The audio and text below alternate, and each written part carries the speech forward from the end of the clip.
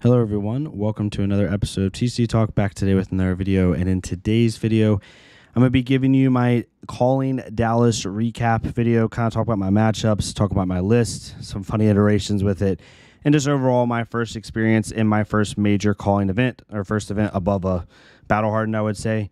But yeah, if you're new to the channel, thank you so much for stopping by. Hopefully you enjoy your stay. If you're a long-staying supporter, thank you so much as always.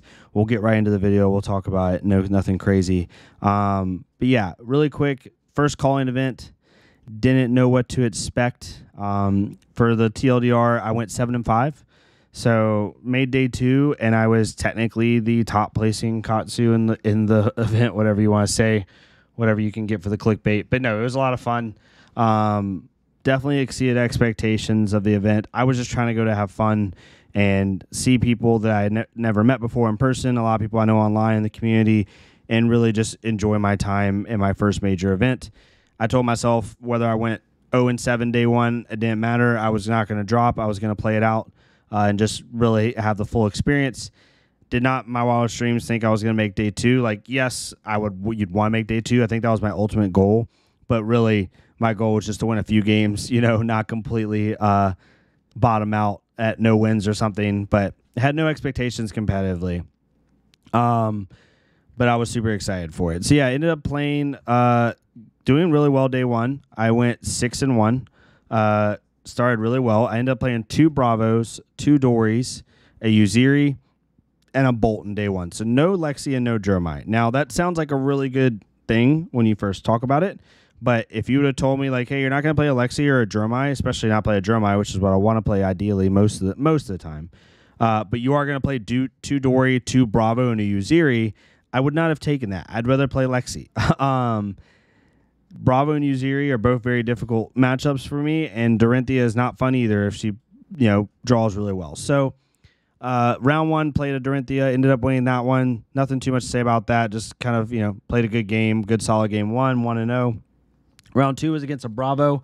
They started out really hot. I went down like 10 life. They had a good dominated spinal, similar to the stream game. And then they had a good crippling turn that wasn't dominated, but it just kind of time walked me. I had to block. And then I took tempo with a couple good turns in a row. But I think they realized that I was decking out quick because I did like a really high looping bonds turn where I did like a double bonds turn, popping breeze, I think. And they realized that I was starting to get a little thin. By a little thin, I mean like 20-plus cards, 25-plus cards. And they switched to a fatigue plan. So once I saw what they were doing, I ended up just pitching away to send it in a bonds. I knew it would come back up pretty quickly. And I arsenaled a surging, hoping they wouldn't like command and conquer me or something. And I was able to play out a full bonds turn with them at like 10 life. And they ended up having a sigil in hand, but that doesn't really help them when I'm dealing 18-plus damage on a full bonds line. And I ended up killing them there. So it was 2-0 against Bravo. Then we played Uziri. I actually feel really good in the Uziri matchup. I think Uziri and Dorinthia are 2 of the most skill-intensive matchups that Katsu has. I don't think it's favored, but I do think once Katsu gets going, it can really be bad for the Uziri, especially if they don't value block with their equipment well. And I did make the Uziri use their equipment very inefficiently. I was able to. They played a shakedown where they had to pitch a Codex early turn 1, which felt bad for them in order to cycle, and then they pitched a yellow shred on a 2-card hand with an arsenal and played a shakedown. I blocked 3. They popped black tech, so either they have another shred in arsenal, which is what I thought they did, and they're just trying to get it off they're just popping black techs to get off the shakedown without having to use the shred. So I played Flick Flack, blocking Toll for 7. I was like, okay, if they shred me, whatever. They didn't have shred. I guess they had another attack. So I ended up blocking that out. So they basically burnt their black techs for no reason. Not no reason, but it hurt them. And after that, I was able to take tempo because they had also used their crown at that point, Crown Providence. So I really just kind of heavy took tempo there and was able to push through. Started 3-0. Then I played a 3-0 Bolton. That goes as bad as you can expect, very much slapping each other in the face. Luckily, their Lumina turn wasn't that good. I ended up having a key block. They were at like 12 life, I think, and I was at like 17 or something like that. And they ended up, or I was at 27, I think, and they were at like 12, 14 life. So I was ahead. They played a Lumina turn, and their first sword, I went ahead and blocked it with a Razor and my Mask. Because at 12 life, I don't really care about Mask anymore. I'm just going to threaten damage. So that prevented them from gaining a life and me going down to like 22. Because if I want to block that, I would have went down to a total of 17, and they would have gained a 2 up to 14, so it's even. But because of that, I only went down to 22, and they went up to 13 after their second swing, which doesn't really help them that much. And then after that, I ended up taking that, so I was 4-0. Lost to Michael Jesker, I think is how you say his last name. Michael, who got third at the Call-In Indy this year and second at the Bauhart in New Jersey. Really good player. Ended up placing top 8 at the event. I had them down to 1 life or 2 life, and I had tempo, and I drew 4 blues. So I was only able to Kadachi 2, which they blocked 3 with 3 cards. They had 1 card in hand, 1 card in arsenal. Their card in arsenal was 3 of a kind. And then they were able to have a good turn. I was at 6 life at the time, so I had to block a little bit. Then they played another 3 of a kind. And after that, they just took tempo. Me and Michael, a really good game. We both were at 8 cards in deck. It was really funny. Michael's like, I don't think I've ever had to ask this to a Katsu, but how many cards are in your deck? And I was like, 8. How many are in yours? He's like, 8. And we thought that was funny. But he ended up winning that, so we were 4-1. Then I played Cody Williams on stream. I'll be doing a video on that this week, kind of analyzing it, see where I went wrong, kind of to have a good game analysis on the channel. But ended up playing Bravo. Cody, that game was insane. Super fun. A lot of iterations I can't wait to cover in a video. But one of the biggest thing was he started out really hot. His turn 1, he dominated dominated Spinal Crush. So I lost Go again. He ended up, I think he at one point was up in life like 37-27, which is a lot. And he also was on like a Titan's Fist like slow Bravo with a lot of D-reacts, like Unmovable and Sinks Fate, Sigils. So when that Bravo, he also had 11 block armor. So he's at 40 life. He has 11 block armor. That basically takes him to 51 life. And then he has 3 sigils in the deck. So he's at 60 life to start the game. So it's really bad for me when I'm already 10 life down to a hero that can then gain 9 more life and has 11 block in his armor. But I was able to battle my way back, and I played he played a Starstruck Dominated for 10. I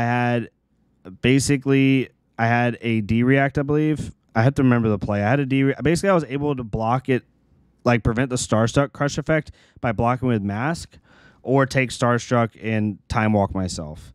The problem was he's at 17 life, I think, at that point, or he was at enough life to where not having Mask is really bad for me. But if I just take the Starstruck there, he time walks me, then he dominates me again, it starts to be really bad. So I kind of had to just sacrifice the Mask play, which was a big call for me. Ended up doing that and then winning off a Razor play at the end, which we'll analyze. I did a Kadachi for 1 when he was at 2. He took it. I didn't Razor because if he has a D-React there, then I kind of like show my hand because I had a Soul Bead in hand along with a Razor and Arsenal. So I Kadachi again.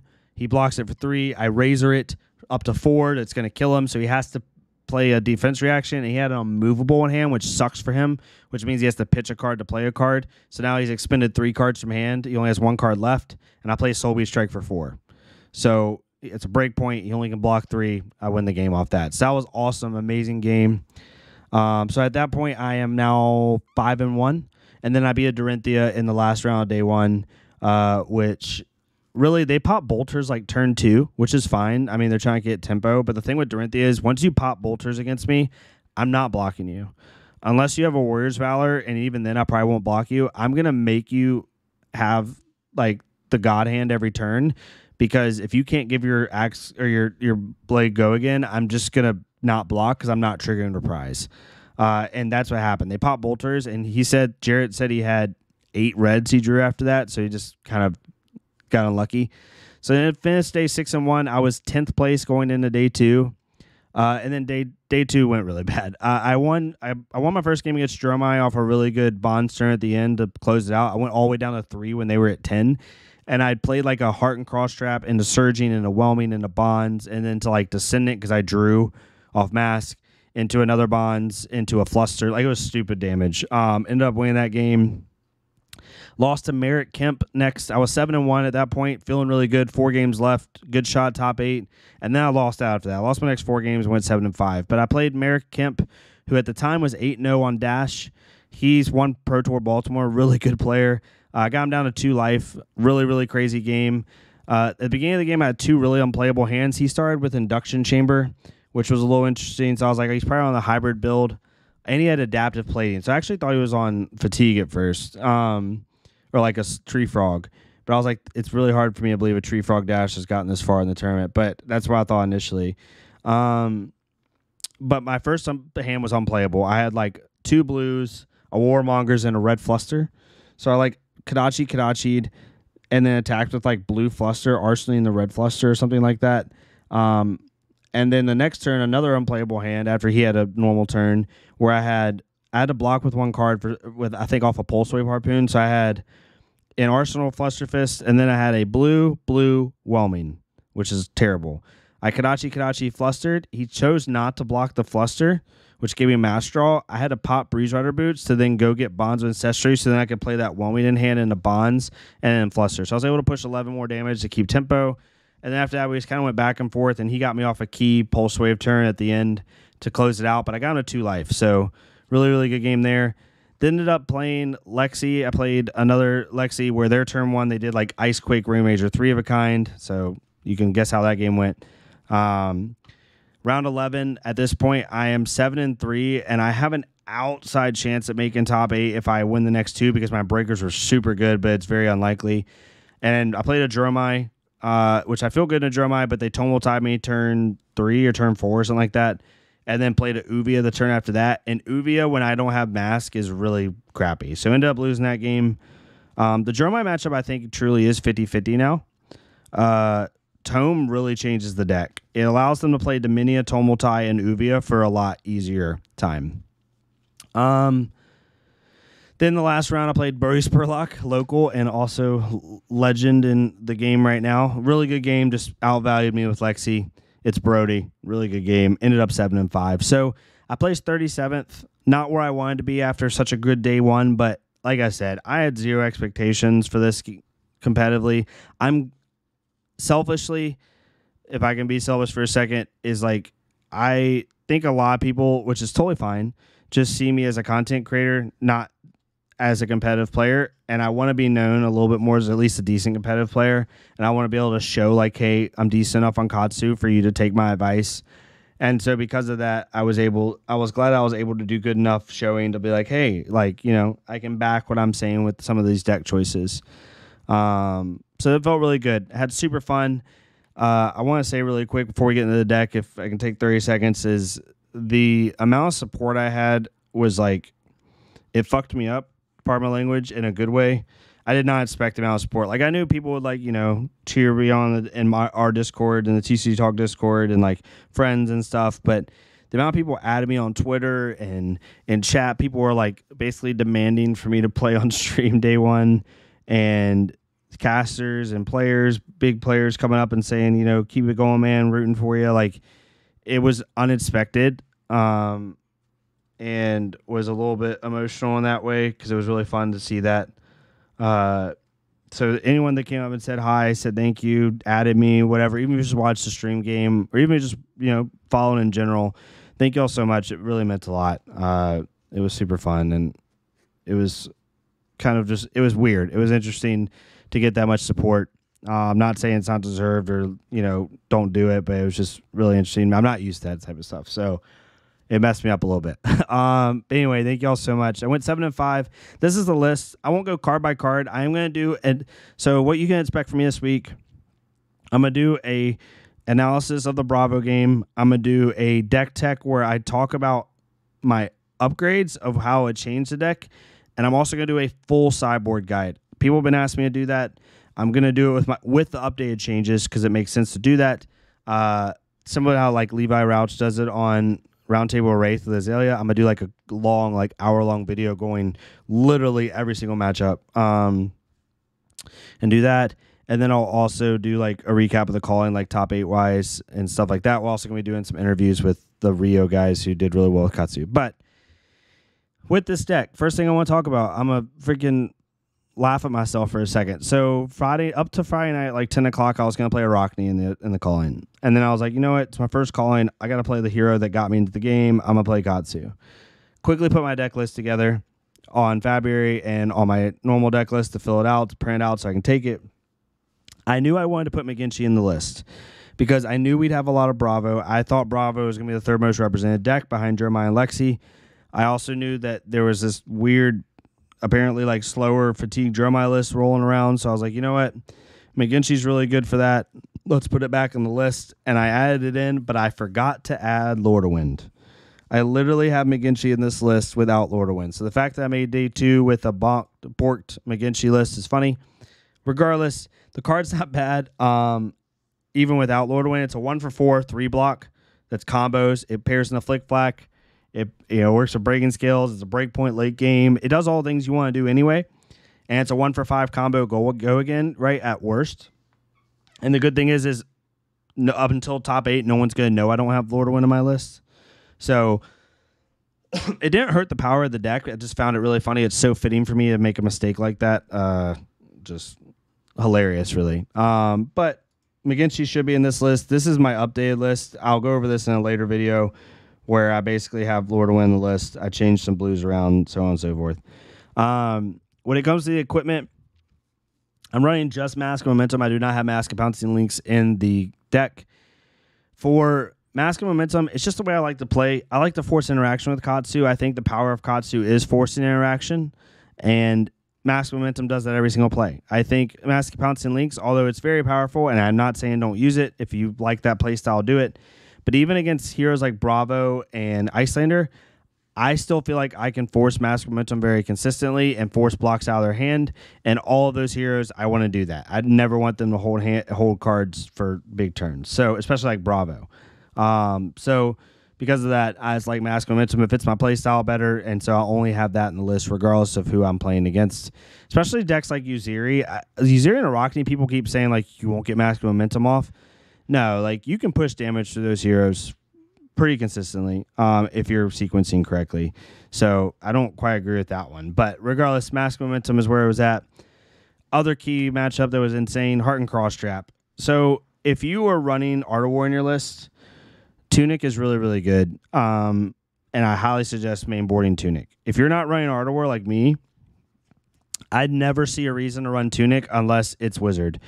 This card got me out of so many things during the both days.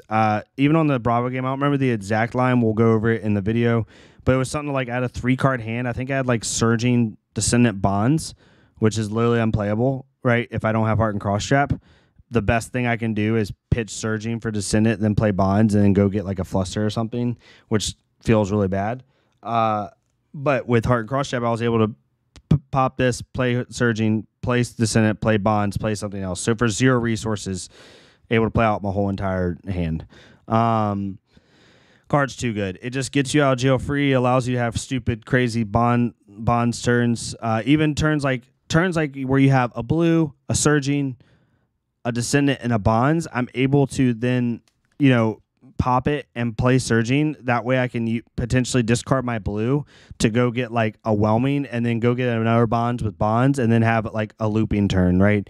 It enables so many things, and I definitely am going to keep the card main board from now on. Breeze Darter Boots. I'm on a Boots build. This card helps you get out of things. Like I said in the Dash matchup, it allowed me to take a 6 damage hand into a 17 damage hand. Snaps does the same thing in a lot of things, but basically this does just exactly what Snaps does. Literally the same thing in almost every situation, and it even makes it better in certain situations when you can do like Dishonor with Go Again, and it has the 1 block. Just a lot of good things. Definitely recommend using this. Now, if you're on like an even bigger than that Snatch build, then sure, I can see Snaps being the better play. But regardless, I think Breeze Darter Boots really good. I won't go through every card here, but I will go through a couple of them. One, Be Like Water. This card is so good for like if you're a Katsu that likes to force interaction, you play a more like value-based game plan like I do. This card's so good. I had a hand where I had Be Like Water, Blue, and Soul Bead. And what I used to do with Be Like Water most of the time was play it on Chain Link 3 to try to get people to overblock, which is still a good option. What I've been finding myself doing lately is playing this on Chain Link 1 just to force a 1-card block at minimum, if not a 2-card block. And doing that on Chain Link 1 is so good. Like I did against the Bravo where I played Be Like Water. I think they blocked for 4 on the stream. I'll have to go back and check it, which is really good on Chain Link 1. And then I just played Kadachi, Soul Bead Strike. Right? I just forced a 1 card block and equipment, or potentially a 2 card block if they're trying to play around Ancestral or Razor, and it was able to then threaten Mask of Momentum later in the turn, on a breakpoint attack and be able to continue on, right? So it was really good. Running 1 yellow Bonds and 1 yellow Descendant, I think, is right. Yellow Bonds is really good in the early game when they have equipment up. When they have equipment up, I don't want to run red Bonds on my 3rd attack because it's easier to block with 1 card and equipment. I like to get the yellow Bonds early, right? Especially when I don't have a lot of targets in grave. I don't want to waste my good break points when I don't have a lot of targets in grave and they have equipment up. So that was really good for that. Descendant's really good at yellow. It's a 0 for 4 off surging. Really good starter as well. Then we have Enlightened Strike. All this area is pretty similar. Enlightened Strike, Flusterfist, 100 wins. It's really nice blocking or playing a blue Flusterfist really early and then being able to banish a blue Flusterfist to get a red Flusterfist so you don't have to like waste your red Flusterfist early. That felt really good. Razor Reflex, I think in my update list, I still have it at a 2 of, but I think I might go down to a 1 of this card. I don't think you need 3 of it in a Bonds list. I don't think it's quite consistent enough. I think you run 1 or 2 because what you're trying to do is get your opponent to have to play around at late game. That's what you're trying to do, right? Or close out late game. So because of that, I don't think you need 3 in a Bonds list. It's still really good if you ran 3 of. I wouldn't call you out for it, but I think that it's better at a 1 or a 2 of. Soulbead Strike. This card is goated. Run this card. It is a 3-block, 0 cost that you can discard for Katsu that hits a breakpoint, and it does really good synergy with Razor Reflex. I would never take this card on my list. It's too good. It is one of the most flexible cards in Katsu's kit. It's just so good. It helps close out games late because of breakpoints, especially like if they have 4 cards in, you Kadachi, 100 wins, Soulbead. Really good off Ancestral if they try to just defense react it. Really good off Razor. It's a 3-block. It's so good. Really good off soft Kadachi Soulbead, right? They have to block a breakpoint to prevent you from having an arsenal. But yeah, I highly suggest keeping this in the list. 6 Surging felt really good. I was a little worried about having 3 yellow Surgings, but I think it's the right play if you're doing a Bonds list. I think having as much of these in your deck that you can stand is good. Definitely don't run the blues, obviously, but very good. 6 Whelming, pretty simple here. 2 McGinty releases, which should be partnered with a Lordawind. Dishonor. One change I definitely made in the new list, I had 3 Warmonger's Diplomacy in the main board, and I didn't realize, again, because I just haven't been testing with people, that a lot of Lexis are using Trench now in the Ninjas. All Lexis are. Because if you Warmongers them, they'll just trench on your turn and prevent them from their turn getting borked. So I took it out of the main board of my list. I have 2 in the sideboard now for like Azalea and stuff. But I don't think it's worth a main board slot. I really don't. If you don't even have this card, it's fine. You don't have to have it. But that's my thoughts on that card. Sideboard. So I had a 54-card main board, so I was trying to be really simple with my sideboarding. I'll tell you the main matchups. Command and Conquer is for Jeremiah. It's for Lexi. It is for Azalea. And that's about it. For Jeremiah, I put in Double Strike and Command and Conquer. Double Strike, I only had in for Jeremiah. It's really, really good. It helps you get rid of Ashwings and pesky, 2 health dragons. Really, really well. It allows you to, you Kadachi for 1 at them, and then you play this on a 2 health dragon twice, triggering Mask, and that is really useful. It's just more efficient ways to deal with dragons without expending a lot of cards from hand. Flick Flack went into a lot of matchups. For Lexi, I put in Command and Conquers and Flick Flacks. Flick Flacks is really good for that matchup. Oasis is for Wizards mainly. I did put it in against any Arachnes that I would face, but that's about it. But I know we had a couple really good Icelander players in the area, so I wanted to have that just in case. Reinforce the line came in against Bravo, Uziri, Dory.